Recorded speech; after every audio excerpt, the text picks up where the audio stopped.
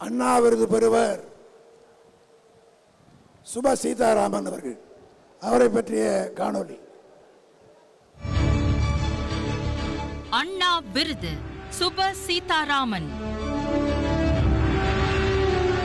பேரறிஞர் அண்ணா பெயரிலான விருது கழக தணிக்கை குழு முன்னாள் உறுப்பினரும் பாளையங்கோட்டை நகர் மன்ற முன்னாள் தலைவருமான சுப சீதாராமன் அவர்களுக்கு வழங்கப்படுகிறது. எழுத்தாளர், பேச்சாளர், செயற்பாட்டாளர், சிறந்த நிர்வாகி, ஓயாத தொண்டர் என பல்வேறு அடையாளம் கொண்ட திருநெல்வேலி மாவட்டத்தின் தீரர்தான் சுப சீதாராமன். அரசு ஊழியராக தனது வாழ்க்கையை தொடங்கியவர் அரசு ஊழியராக இருக்கும் போதே கழக ஊழியராகவும் துணிச்சலாக செயல்பட்டார்.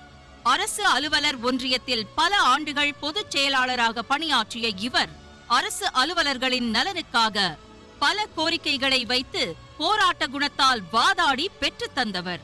கலைஞரின் கட்டளையின் பேரில் அரசு பணியை விட்டு விலகி தேர்தலில் நின்றவர் இவர். 1980ஆம் ஆண்டு நடைபெற்ற சட்டமன்ற தேர்தலில் பாளையங்கோட்டை தொகுதியில் திமுக வேட்பாளராக போட்டியிட்டு வெற்றி வாய்ப்பை நழுவவிட்டார். இருப்பினும் அதனை தொடர்ந்து நடைபெற்ற நகராட்சி தலைவர் தேர்தலில் பாளையங்கோட்டை நகராட்சி தலைவர் பதவிக்கு திமுக வேட்பாளராக களமிறங்கினார்.